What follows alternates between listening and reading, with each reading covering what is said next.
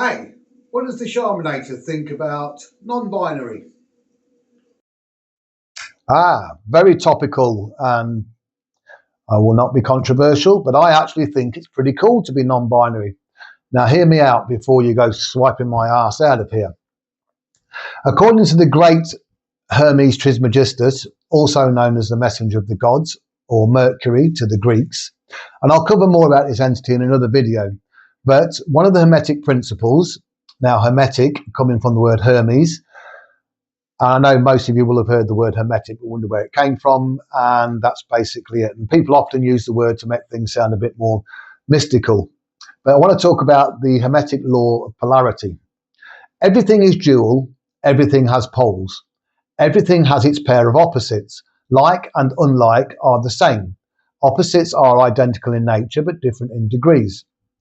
Extremes meet, all truths are but half-truths, all paradoxes can be reconciled. This is true. For example, hot and cold are both temperatures, but that makes them the same in nature, but they are different in degrees, quite literally. So here's where it's cool to be non-binary.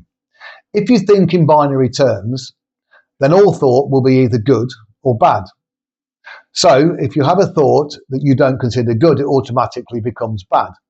And you'll probably end up having negative thoughts about the fact that you failed to construct an entirely good thought. But what is good and what is bad? How good do you have to be considered good, or how bad do you have to be considered bad? It's down to the individual where they place the limit or capability of good thought or bad thought. So if you're intending to improve yourself, then you need to recognize not only the poles, but also the degrees between them.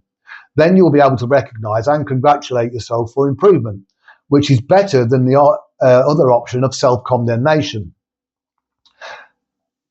There is the other hermetic principle of gender. I'll save that for another video, but suffice to say, it's as separate from the law of polarity. That's what the Sharmanator thinks. Look forward to your comments.